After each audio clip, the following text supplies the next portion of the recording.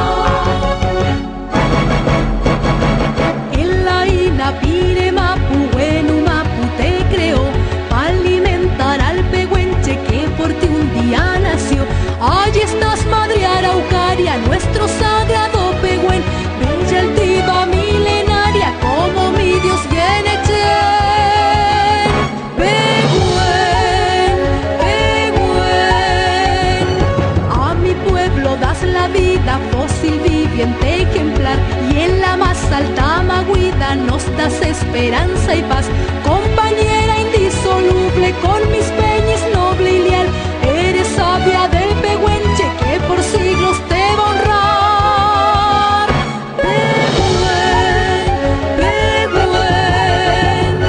Pehuen sagrado, Pehuen, del pehuenche la ligüen, Pehuen sagrado, Pehuen, del pehuenche la ligüen, grande como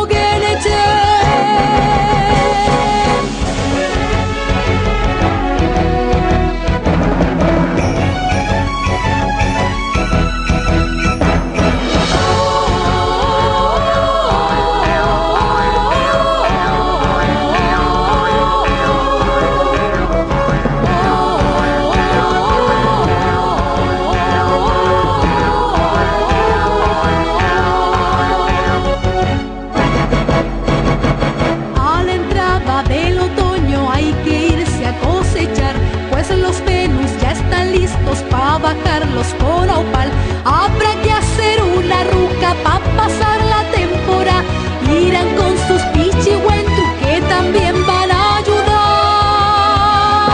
Pehuen,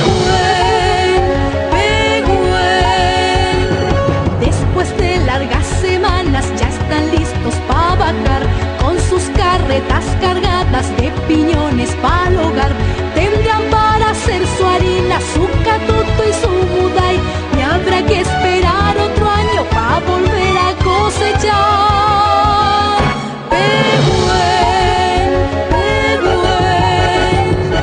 Pehuen sagrado, Pehuen, del pehuenche la ligüen, Pehuen sagrado, Pehuen, del pehuenche la ligüen, grande como Guenechen.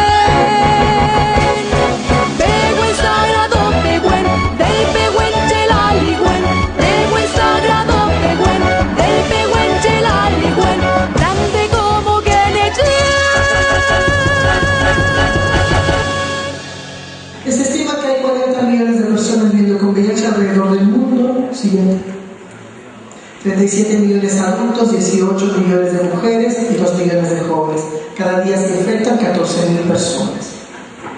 40% de las nuevas infecciones se producen en jóvenes entre 15 y 24 años de edad. Siguiente.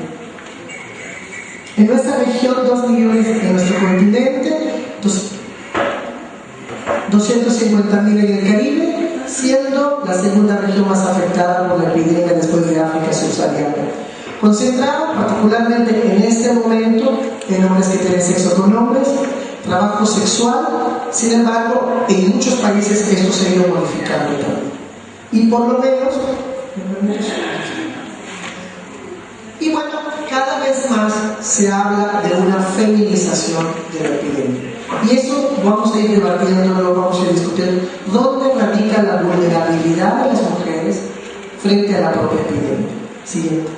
Solo quiero tocar rápidamente como lo que está pasando en México, y creo que puede ser similar también a lo que ocurre en diferentes países de América Latina, como un toquecito nada más. Tenemos el tercer lugar en el continente después de Estados Unidos y Brasil. Existen 182.000 personas infectadas por VIH en todo el territorio mexicano. Los casos acumulados, el 83% es de hombres, el 17% de mujeres. Ahora, la última cifra que ayer consulté es del 19%. Por cada 5 casos de hombres hay 1 en mujeres, aunque en ciertas regiones, en ciertos estados, hasta llega de 2 a 3 mujeres.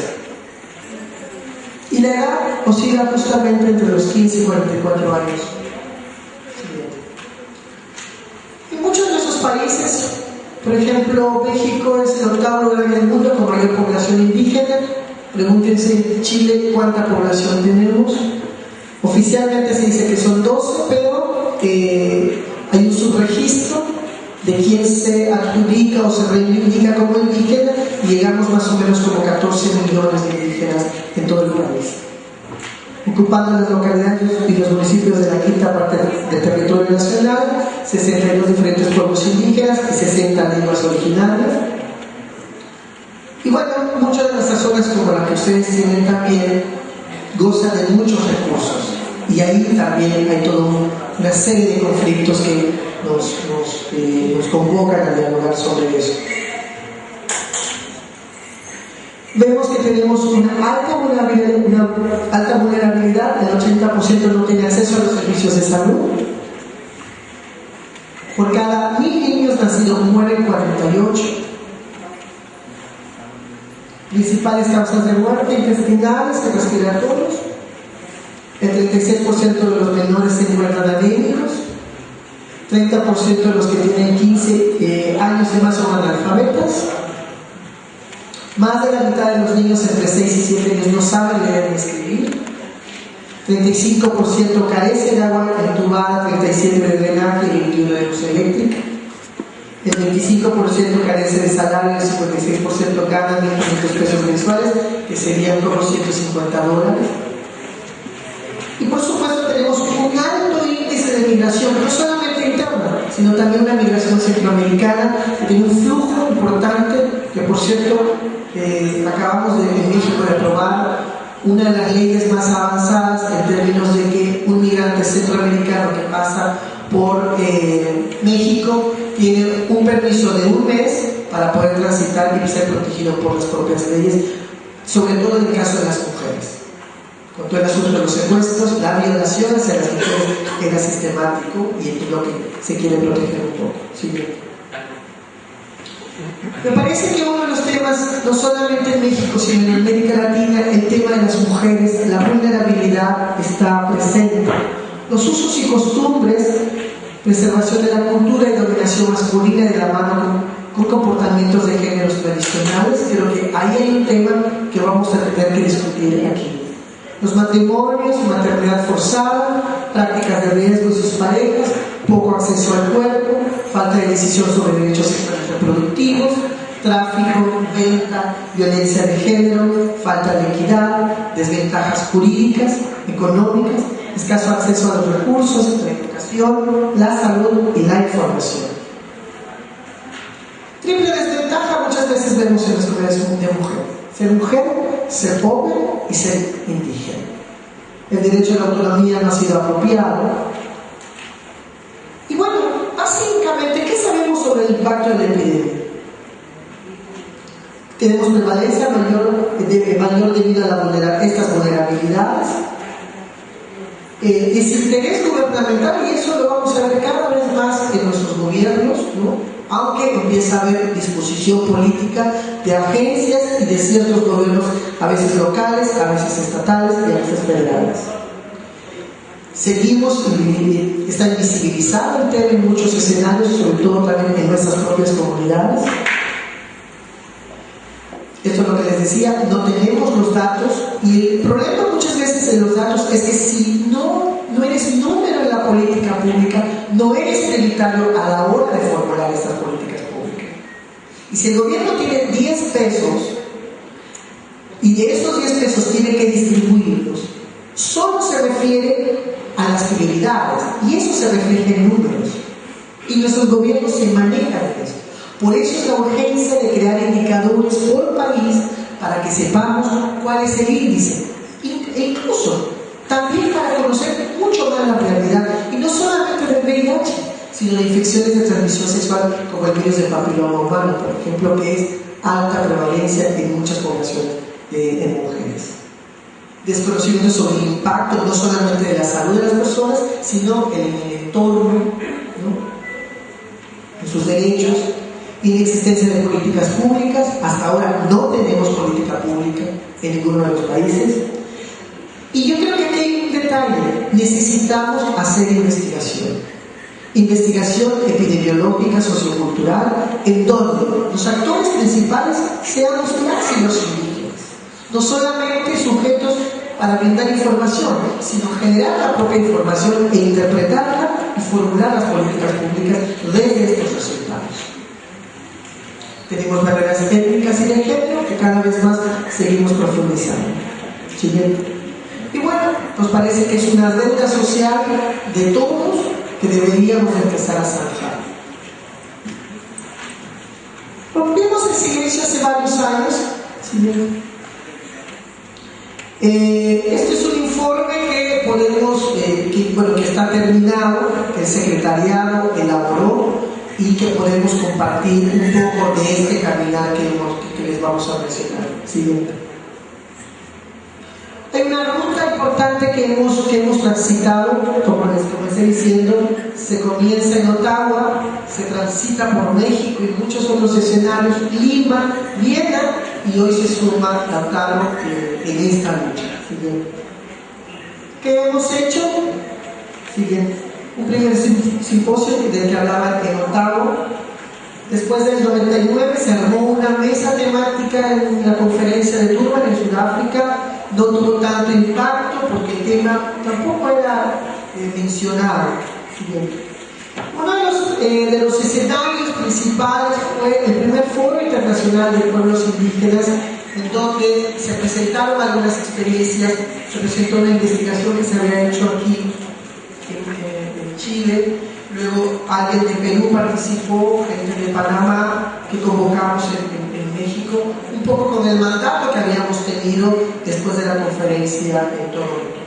Participamos en estos varios países, en donde pudimos, una de las grandes alianzas que hemos hecho, y yo creo que más bien es pertinente, es una alianza entre la academia y el movimiento indígena. Porque a veces decimos, bueno, necesitamos generar información, pero también tenemos que reconocer que carecemos también de metodología, carecemos muchas veces también de algunas experiencias que nuestra contraparte académica nos puede apoyar. Y ahí hacemos estas alianzas interculturales necesarias.